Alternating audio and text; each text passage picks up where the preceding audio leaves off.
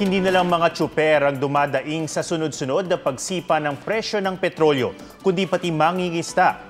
Bukod sa mga tsuper ng pampublikong sasakyan, pinag-aaralan na rin ang pagbibigay ng fuel subsidy o discount sa mga mangingisda.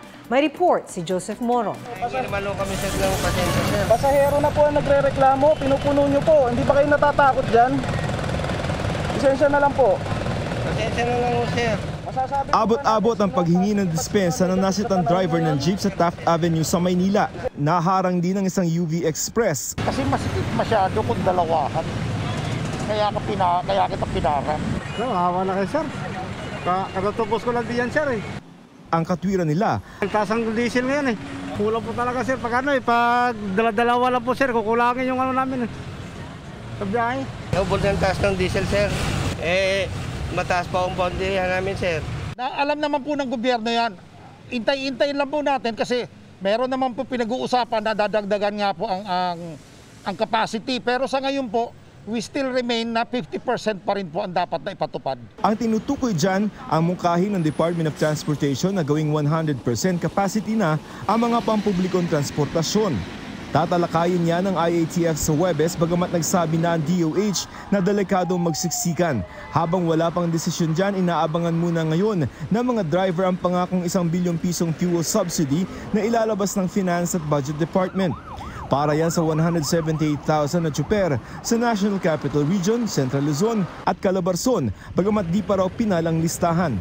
Ang pondo idadaan sa LTFRB na ipamamahagi sa pamamagitan ng Pantawid Pasada Program. Sa ngayon, kinikwenta pa ng LTFRB ang eksakto magiging subsidy.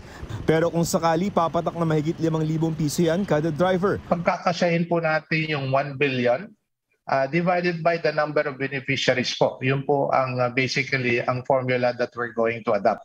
Para maibsan ang hirap ng mga driver matapos ang siyam na sunod na linggo ng pagtataas presyo ng petrolyo, nauna nang iminungkahi ng DOE na suspendihin ang excise tax. Pero tinanggihan ito ng Department of Finance. Mahigit 1 bilyong piso raw ang mawawala sa gobyerno na nakalaan para sa 2022 budget. Gusto rin ng DOE na amyendahan ang oil deregulation law para makatugon ng gobyerno sa gitna ng patuloy na pagtaas ng krudo. Bukod sa mga tsupero, maaaray na rin ang mga mangingisda sa oil price hike. Malaki ang epekto sa pagtaas ng gasolina kasi kunti lang yung makahuli namin. Mahirap kapag kunti lang yung gasolina namin. Para makatipid diskarte ng ilang mangingisda sa Ilagan City, Isabela. Awang sir tayo, long na gasolina sa kaon ng makina, yung paluwa.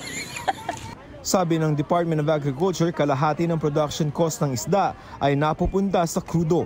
Magkakaroon po ng discussion ang DA with Department of Energy to the plan of giving fuel subsidy or discounts to fishermen.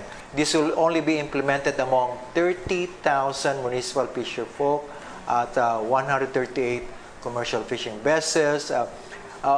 Initially, those operating within the West Philippine Sea.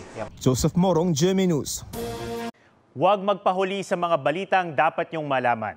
Maaring mapanood ang State of the Nation at iba pang newscasts sa youtube.com/GMA News. I-click lang ang subscribe button.